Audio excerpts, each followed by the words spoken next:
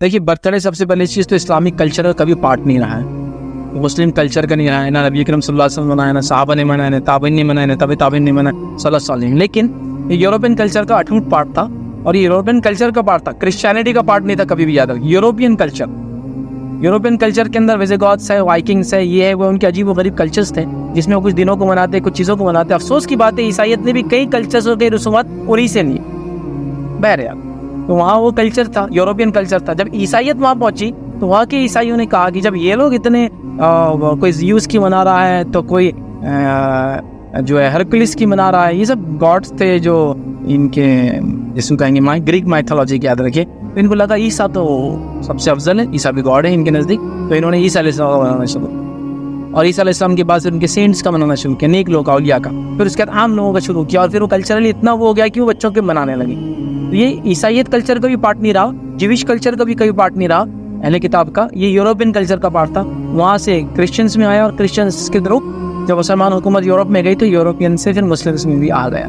तो ये कभी भी हमारे कल्चर का पार्ट नहीं रहा, इवन ये इंडियन कल्चर का पार्ट नहीं है। यहाँ की कोई सभ्यता में बर्थडेज मनाने का पार्ट कल्चर नहीं, तो यहाँ के कल्चर का भी कोई पार्ट नहीं रहा। लेकिन अब जब यूरोप इतने दिन ईसाई हमारे ऊपर रहे, सारी चीज़ें उन्होंने लागू कर दी। बहरहाल, अब भाई का सवाल था क्या करें, तो देखिए अब आप कोशिश करें कि ना मनाएं, अब क्या करें।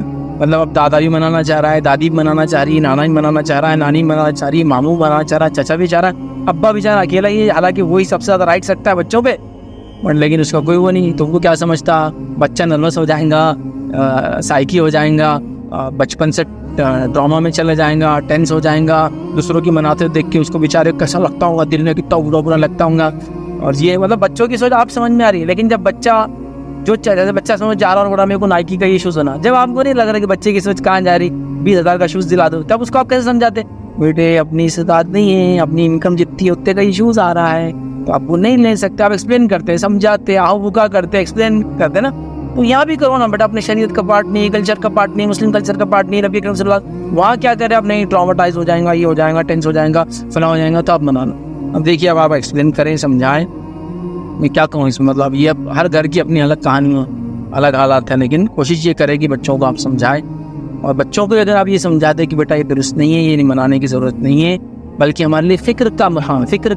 क्या फ़िक्र का मुकाम है? अच्छा, कैलेंडर भी अगर आप देखें ना, मैं आपको अगर एक्सप्लेन करूँ तो हम लोग जो है सोलार कैलेंडर को नहीं मानते हैं, शमसी कैलेंडर को नहीं मानते हैं। हम कौन सा कैलेंडर पे चलते हैं?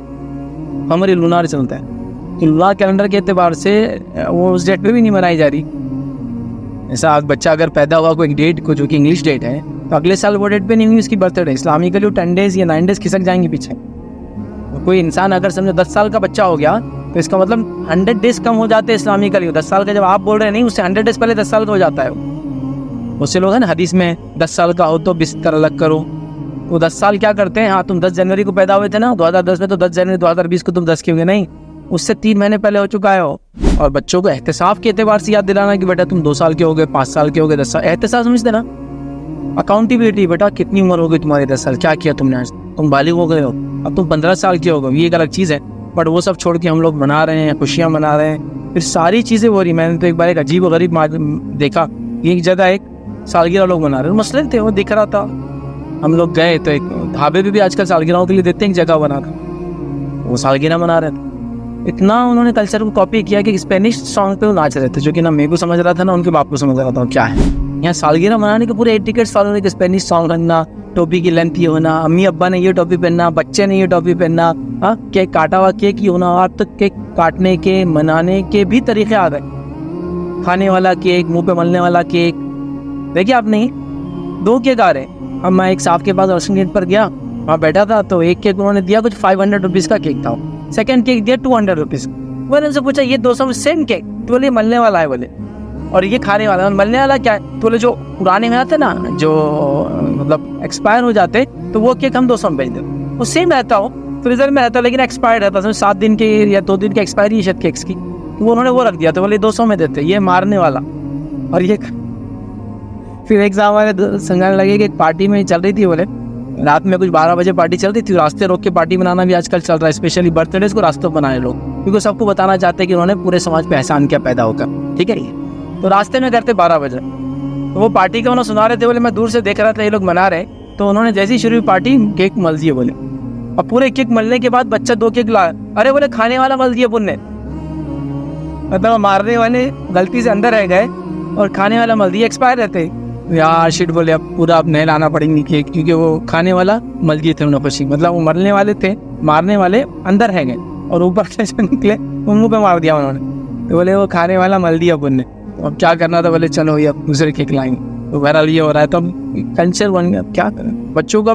मैंने खुद रात में देखा कई बार, ये अपने मुस्लिम एरिया में आप ट्रैवल कीजिए, रात में 12 बजे जब सालगिरह का उसका डे चालू हो जाता है, उसके हिसाब से रात में जो आज उसकी बर्थडे तो रात में जो गुजरी ना 12:01 पे वो बनाना शुरू कर देते, बिल्कुल रास्तों पे करते हैं, कुछ भी तमाशे कर रहे थे। बहरहाल एक आंधी तूफान आया हुआ है, किस किस को आप रोकेंगे, कैसे रोकेंगे। बहरहाल देखिए आप ऐसा रोक सकते हैं बच्चों को समझाने के अतबार से, घर वालों को समझाने के अतबार से।